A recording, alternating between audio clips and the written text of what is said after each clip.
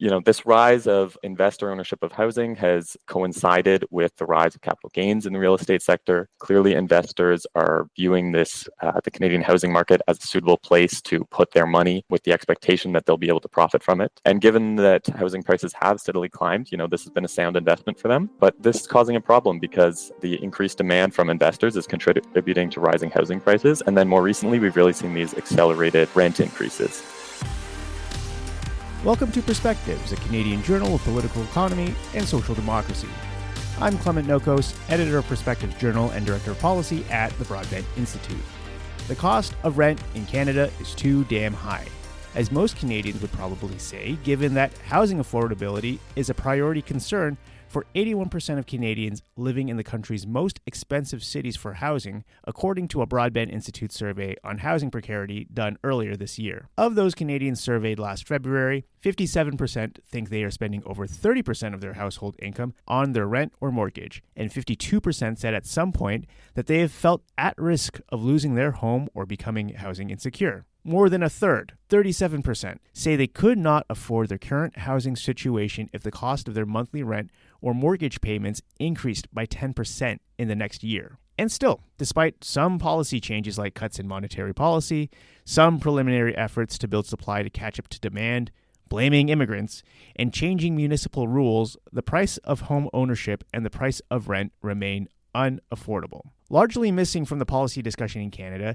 is what to do about so-called financialization, where home ownership becomes less about the right to housing and becomes more about being used as a financial tool to accrue wealth. In Canada, financialization of housing has often taken place through the expansion of real estate investment trusts, or REITs, companies created to own income-producing real estate. According to a new report released in September 2024 by Canadians for Tax Fairness, a think tank that looks at fair and progressive tax policies, the current tax system incentivizes financial firms to treat housing as a profit-making asset and not a basic human need. These financialized landlords are dominating more of the market than ever, while renters are left struggling with ever-rising housing costs. The report calls for an end to the preferential tax breaks being given to corporate landlords and build more non-market housing. Previous Broadbent Institute research has also called for housing decommodification in the face of financialization as a means to make housing affordable again. For more insights into this new report, we have the report's author, Silas Xuereb, researcher and policy analyst at Canadians for Tax Fairness, and author of the new report entitled How Tax Breaks Are Worsening Canada's Housing Affordability Crisis. Silas, thank you for joining me on the Perspectives Journal podcast. Thanks for having me. In your new report, you point to the profits being generated in the housing sector as a contributor to the housing affordability crisis, exacerbated by the preferential tax treatment for capital gains and real estate investment trusts, or REITs. First off, what are capital gains and REITs, and why do you point to them as the problem? Capital gains are profits made off of the sale of assets such as stocks, bonds, and real estate property. And unlike other forms of profits, they're not returns collected on producing new goods and services. You can make a capital gain simply from buying a property and selling it a few years later, even if you did nothing to it. So these capital gains often are due to increases in value that come from things like population growth or government rezoning. And what we see in the data is that these kinds of profits have been increasing significantly faster than economic growth over the past 20 years. And this growth has been especially concentrated in the financial services and real estate sectors. So in the real estate sector, capital gains have increased by over 800% over the past two decades after adjusting for inflation. And these sectors, to be clear, they provide financial services, they manage real estate properties, but they have very little involvement in construction of new assets, new properties, or the production of other goods and services that Canadians use. So the rise in capital gains is more a reflection of the fact that these sectors are owning an increasing share of the economy and that they're buying and selling assets more frequently. And why is this a problem?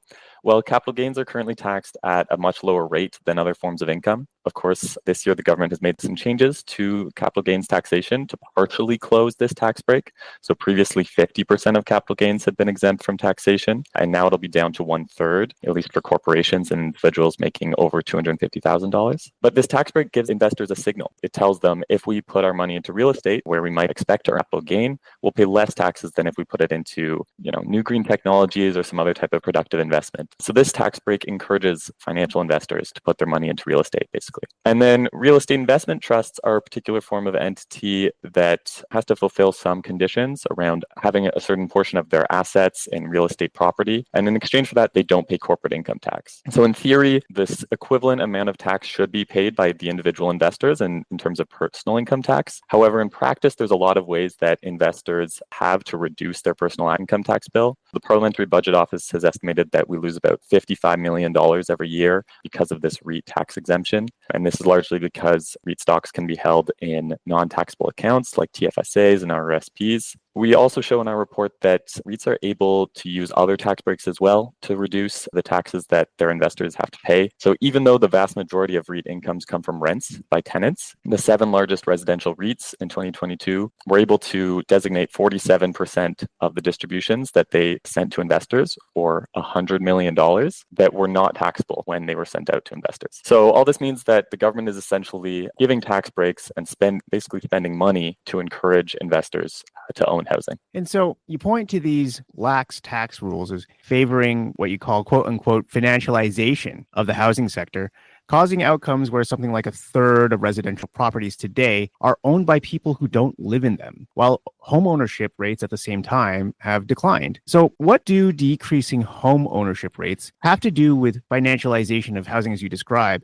And what does this have to do with capital gains taxes as they are today and REITs? Right. So the other side of this coin is that, as you mentioned, we've witnessed a significant increase in investor-owned housing recently. I'd kind of break this into 2 elements. So first, there's been the decline in home ownership rates that you mentioned. Right. So the home ownership rates rose steadily from around 60% in 1971 to 69% in 2011. But since then, over the past decade, it's fallen to 66.5%. And so, of course, if home ownership is falling, this means that portion of unit owned by investors is rising. Of course, this isn't necessarily a bad thing. There's a lot of, countries with much lower rates of home ownership that don't face the same housing affordability crises. We want there to be rental options for people as well. But the second part of the problem is that among rental properties, an increasing share are becoming owned by what, for example, Professor Martin August calls financialized landlords. And so this means entities where third-party investors, basically the people who aren't directly owning and managing the property on the day-to-day, are able to profit off of those properties, right? And so she estimates that now about 20 to 30% of purpose-built rental housing is owned by these types of financialized landlords. And real estate investment trusts are one example of this kind of financialized landlord, which didn't exist until around the mid-1990s, and now they own over 200,000 rental units in Canada. And so, this rise of investor ownership of housing has coincided with the rise of capital gains in the real estate sector. Clearly, investors are viewing the Canadian housing market as a suitable place to put their money with the expectation that they'll be able to profit from it. And given that housing prices have steadily climbed, this has been a sound investment for them. But this is causing a problem because the increased demand from investors is contributing to rising housing prices. And then more recently, we've really seen these accelerated rent increases. And so by continuing to provide these tax breaks, the government is continuing to encourage this behavior. And just to clarify, these tax breaks really are incentivizing investors to own housing, right? So there's a separate conversation to be had about how to incentivize the construction of housing. But these tax breaks in particular are really not about incentivizing construction. They're really just helping investors from just owning real estate property. So in your report as well, you talk about all of these corporate entities, all of these REITs, getting away with not paying their taxes because of this preferential tax treatment. Just how much does that actually contribute to the problems we're experiencing with the affordability crisis? What we see is that real estate investment trusts are benefiting to the tune of over $50 million per year in tax savings by not paying corporate income tax. In addition, though, they're also able to return their profits to investors in forms of income that face lower taxes than normal income. So, for example, they are able to take their profits that come, again, for the most part from rents paid by tenants, and they're able to designate it sometimes as capital gains. And so, in a sense, there's a double tax break happening here where the REIT is not paying corporate income tax at the corporate level. And then when they pay it out to investors, again, half of those distributions that they're sending to investors are being given to investors tax-free. And this was to the tune of about $100 million in 2022 from just the 7 largest residential REITs alone. And there's also this second mechanism through which REITs are able to return money tax-free to their investors called returns of capital. And so this is where they are able to designate a distribution, basically as if they're returning the capital that was initially invested with them to the investor. But all this means in practice for the investor is that they pay zero tax on that income when it's distributed to them. And this is despite the fact that these entities are raking in hundreds of millions of dollars every year from rents while jacking up the rents paid by their tenants every single year as much as they can. And if REITs were forced to pay corporate income tax, they would not be able to take advantage of these other tax breaks to the same degree. So again, what we're seeing here is basically that financialized landlords are able to send hundreds of millions of dollars more to investors every year than they should be if they paid full corporate and personal income tax rates. And so again, this is just encouraging investors to put their money into the ownership of real estate rather than into more productive activities such as constructing new real estate, which we also really need. To me, this sounds like it's sort of the continuation of a lot of the financial sector and how it operates too in things like grocery stores or in other sectors of the economy where you have these investment firms maximizing profit out of things that ought to be human rights or regular public services. And so it's a problem economy wide, but in housing in particular in Canada, where we do have some of the highest rates of growth in housing prices for rent and home ownership, just how has rising financialization of housing in Canada contributed to the current rental affordability crisis and home ownership crisis? Yeah, so in particular on the rental side recently, right, in 2023, average rents, according to the CMHC, increased by 8% across Canada. And this was far higher than average wage increases, far higher than overall inflation. And this average is even a little bit misleading since a lot of provinces have different forms of rent controls for units where tenants don't move. But in 2023, the average rent increase for units where the tenant moved that year was actually 23.8%. It's an absurdly high number. And so, yeah, I do believe that this rise of financialization in the housing sector was as a big story of why this was able to happen. I think the story is normally just about there not being enough supply, which is part of the problem for sure. But we also need to think about who owns the supply. And not all types of landlords are going to react the same way to a tight housing market, right? Of course, if you have a cooperative housing provider who has a mandate to provide housing at cost, to provide affordable housing for its tenants, they're not necessarily going to increase rents by 23.8% just because they can. On the other hand, a financialized landlord who is beholden to third-party investors is going to do that when they can, right? They have a mandate to provide higher returns to their investors. And they are quite open about this. This is not a secret. In public financial reports, they will talk about their goals to increase rents. They will say, Boardwalk, our real estate investment trust in 2023, talks about successfully raising rents above inflation, above average market rates. They, for example, rents at their properties by 8.8% in 2023, while their rental expenses only increased by 1.6%, right? This is the kind of thing that a different kind of housing provider is probably not going to do. So yeah, of course, this is just what corporations do. This is the nature of for-profit corporations. And yeah, the question is, do we want to allow this to happen in the housing market? If we do believe that housing is a right and that it's an essential service that someone needs, it's not something that people can just choose not to buy one month if the price is too high. The question is really, can we afford to allow these types of landlords to continue buying up more and more housing? Because this does seem to be a process that's still ongoing. And if we do that, it seems like this is going to continue happening. And so if we don't think that we want to continue in this direction, the question is, why are we still providing tax breaks to these kinds of firms to own our housing? If anything, we should be implementing disincentives to discourage this from happening. Currently, what we're seeing is that as financialized landlords buy more housing, right, they're taking affordable housing off the market. They're not building new affordable housing unless they're absolutely forced to. And part of their strategy, which Martine August has also showed, is to purchase lower rent housing, evict tenants, and then renovate the building so that they can reissue units with higher rents. And so if we continue to allow housing to be bought up by financialized landlords, it won't matter how much housing we can build. We're not going to end up with more affordable housing. We need our policy to start recognizing that housing is not like other markets. It's not like other goods. There's a fundamental power imbalance at play between landlords and renters. And so we should not allow the market to become even more concentrated among financial firms. This is only going to exacerbate the power of landlords over renters and further threaten rental affordability. No, I certainly would not like it to continue. I could barely afford housing myself. But then what's next? If we are to tackle this financialization, if we are to tackle the power of these corporatized landlords, what do policymakers need to do now?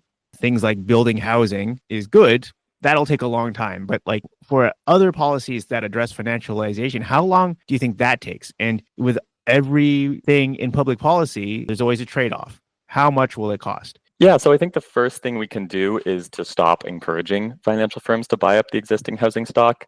Closing tax loopholes is one clear way to discourage this. And closing the REIT loophole and capital gains tax loophole could actually raise hundreds of millions of dollars per year, while at the same time discouraging financial firms from buying up existing housing. But just closing this tax loopholes is not going to be enough on its own to stop financialization. The government might also want to explore regulatory changes. Professor August has suggested exploring a cap on the number of units that can be owned by a single entity. We could also introduce public programs to purchase housing from these firms and turn it into public housing. And then on the other hand, in the longer term, we need to construct more housing, and in particular, non-market housing. So we need to provide support for non-market housing providers to both build homes and then to purchase and own as well. The 2025 Alternative Federal Budget, which was recently released by the Canadian Centre for Policy Alternatives on behalf of a wide range of progressive organizations, it calls for the government to provide financing for 100,000 non-market homes every year over the next decade. And so this is going to be, it's a significant investment. It costs billions of dollars, but it's entirely feasible. We can afford to do it. We can help fund it through closing these tax loopholes. And for millions of renters who are feeling this affordability crisis, the cost of not taking action is going to be a lot greater than the cost of taking this action. Renters cannot afford to see, 8% rent increases continue year over year over year. So for them, it's not a question of if we can afford to build this housing as if we can afford not to. And there's a lot of other countries where there is a lot more non-market housing, right? The UK has around 17% of their units are social housing, whereas in Canada, it's only about 5% right now. So it's definitely possible. We know how to do it. We just have to find the political will to get it done. Silas Xuereb, thank you very much for joining me on the Perspectives Journal podcast. Thanks for having me. It's been a pleasure. That was Silas Xuereb, researcher and policy analyst at Canadians for Tax Fairness, and author of the new report entitled How Tax Breaks Are Worsening Canada's Housing Affordability Crisis. You can read the full report by visiting taxfairness.ca and by finding the link in our show notes. And if you like this interview, share and subscribe to Perspectives, a Canadian journal of political economy and social democracy, on all major podcast platforms, as well as Press Progress's Sources podcast that digs deeper into the news stories you won't find in the major papers. The Perspectives Journal podcast and Sources are proud members of the Harbinger Media Network, Canada's progressive podcast community. You can read more in Perspectives Journal, a publication of the Broadbent Institute, by visiting perspectivesjournal.ca.